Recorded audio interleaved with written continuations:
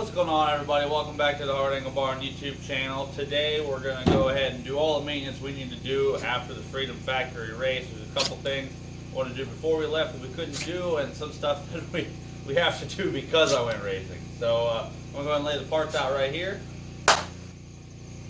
Alright, let's move you in a little closer. Okay, so starting over here, I got a new set of rear brake pads and the hardware from Centric, because I'm going to be doing the rotors and stuff, because as you saw in the last video, they're kind of shredded. Might as well put some new pads on.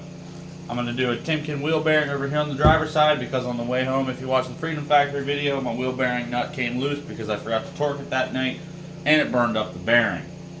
Because the rear driver's side brake is borrowing its bracket from the white Spec, I got a new Cardone bracket because the old bracket was completely seized. I tried hammering on it, I tried it on the press.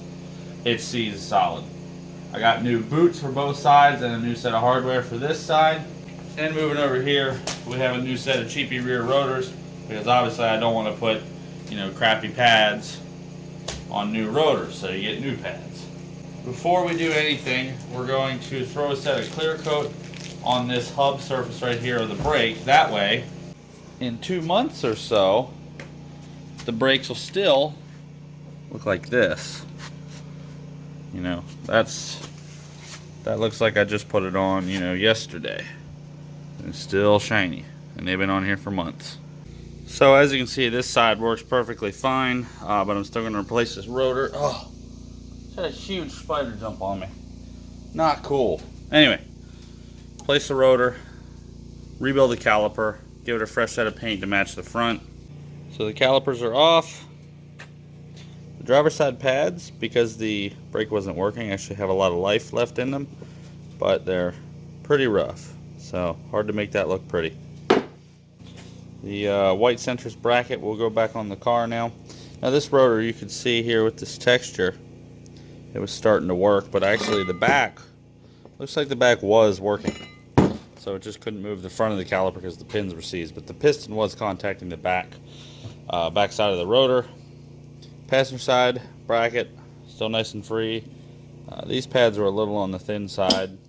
This caliper's ugly, and this rotor is uglier, but we're gonna make it pretty and functional.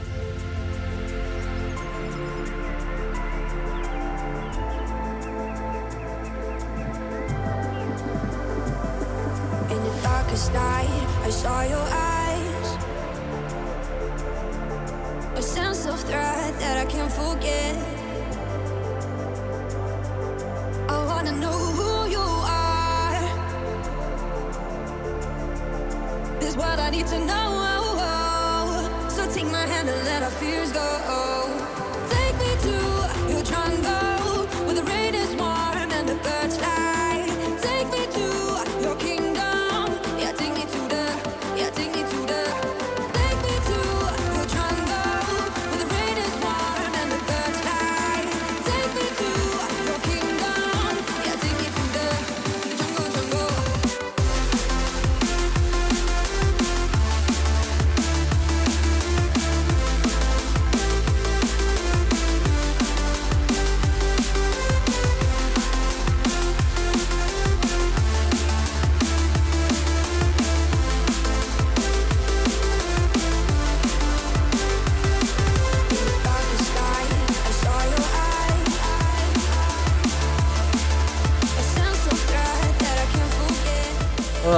Well, I know better, but I ordered my brake bracket from eBay because it was $5 cheaper than getting it on Rock Auto. But the nice thing with Rock Auto is I have usually a 99% guarantee that they're going to send me the right part. And if they send me the wrong one, they'll send you the right one.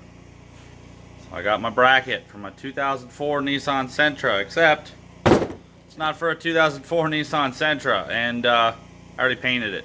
So almost every Nissan brake will bolt on any other Nissan. Almost.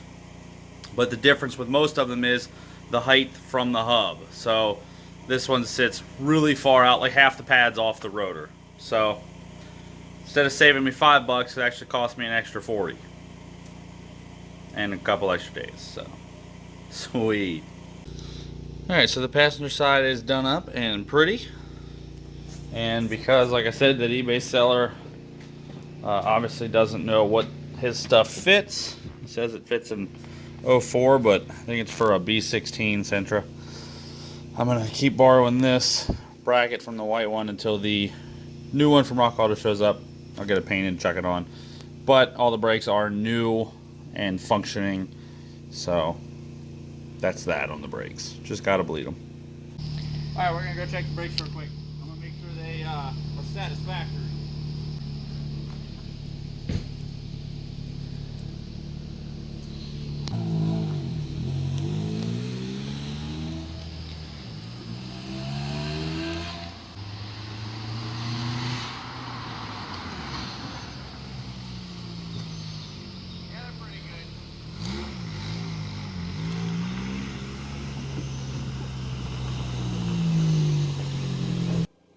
Alright, since the brakes work well, the next thing we're going to do is something that's a little overdue. We're going to redo this wheel bearing. Yes, we just did it before the race, but as you saw in that video, my wheel nut came loose because I forgot to torque it that night, and it burnt up the bearing. So we're going to go ahead and change it again. Yeah, that definitely looks like that bearing got pretty hot, and all the grease turned liquid and came out. Alright, out with the crappy, in with the pretty.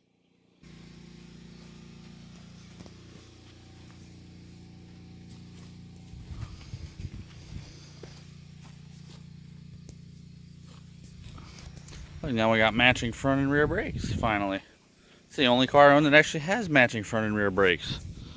See, the Altimas, oh, you can't see it. They're red, but the back's not. Sentras, the other Sentras, the same way. Well, I think that's it with the Sentra. Honestly, it survived the race really, really well. It only did damage to one wheel bearing, which was my fault because I forgot to torque the wheel bearing nut that night, or the axle nut, I should say.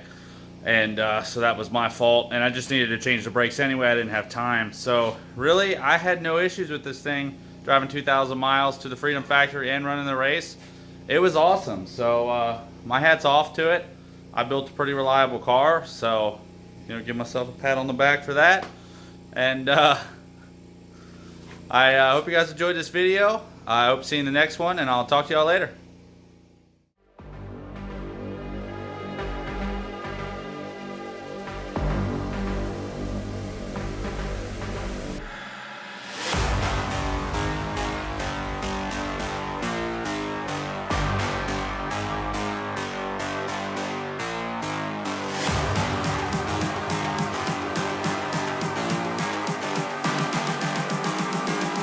I'm just calling to say I